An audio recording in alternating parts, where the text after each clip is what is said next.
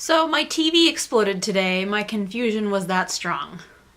Fine, the TV didn't actually explode, but the light bulb inside of it did, which was fun to clean up and replace, but you know, prophecy bullshit makes your head want to explode. It actually makes real TV light bulbs explode, but I'm getting ahead of myself. Let's take it back a little bit and we'll get to the prophecy a little bit later. Belle backstory! I do love me some Belle, so having the opening be all about the demise of her mother was like really great, but also heart-wrenching, and oh my god, her dad's a dick. I forgot how much of an asshole Maurice is, but dang does he have it in spades this episode. And oh look, it's my least favorite trope ever. Torn between saving the MacGuffin and saving somebody else in your party. Oh no, whatever's gonna happen, how are we gonna...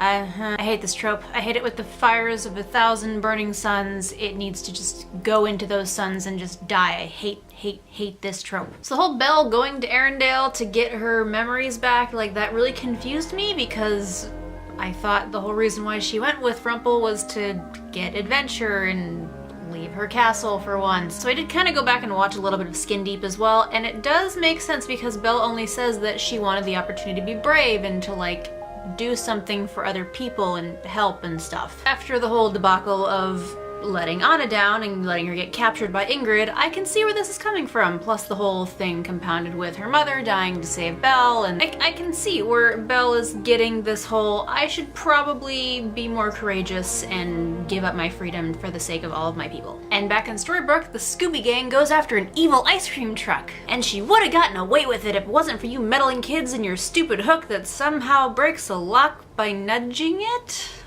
Question: why did Ingrid give Emma up? I mean, if she really wanted a family, she could have just taken her in and adopted her and raised her and gotten a really great relationship going, and then when Emma went off to college and then somehow got wrapped up into going and saving Storybrooke, she could have come back and used all this emotional manipulation to like get Emma on her side. I realize that this is impossible considering it would have required having implanted this 3 years ago when the story began, and with Adam and Eddie not knowing about Frozen happening at all or how popular it would be and wanting to incorporate it, but I have this really dear wish inside of me for like some fanfics where Emma was kind of raised by Ingrid and then she goes Storybrooke, and then we get this awesome mama showdown between Ingrid and Mary Margaret. Get on that, fandom. I mean, this all stems from my other least favorite trope, which I have mentioned in the show before, and it's the one where the villain is all like, "Mwahaha, I will kill everyone else and leave you and me will be the only ones left and then you will love me." Just like,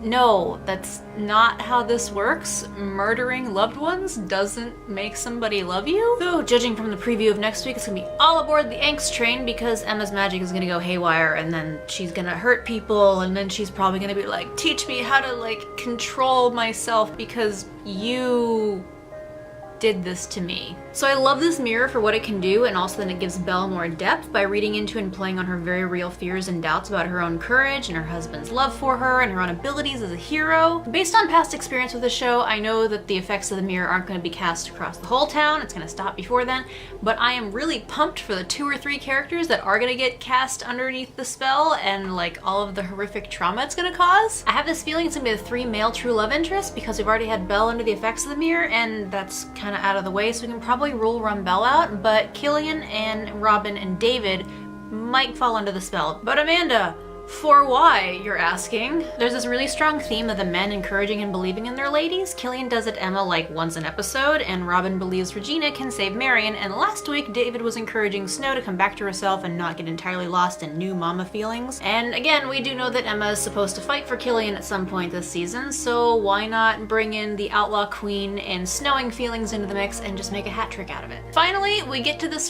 freaking prophecy that I'm like trying to get my brain around and it's not working. If Ingrid knew about Emma, did she let her go to like go fulfill her role of being the savior? Why would she wait this long to reveal herself? And is it weirder to have like a daughter instead of a sister? Or like, how does this automatically make Emma a sister to Ingrid? Also, who wrote this freaking prophecy? So before we get to our best, there's a little bit of drama already brewing in the fandom. Imagine that, about the "there's a lot more blondes than just me, don't I know it" lines. I thought it was really cute. What you have to remember is that Killian was wandering New York City looking for Emma during the missing year, and imagine that every single time he saw a woman with long blonde hair, his heart started racing and he was like, I'm gonna find Emma, and then No, it's not Emma. I think that's all it's referring to. There's like 4 million women in New York City, probably a third of them are blonde.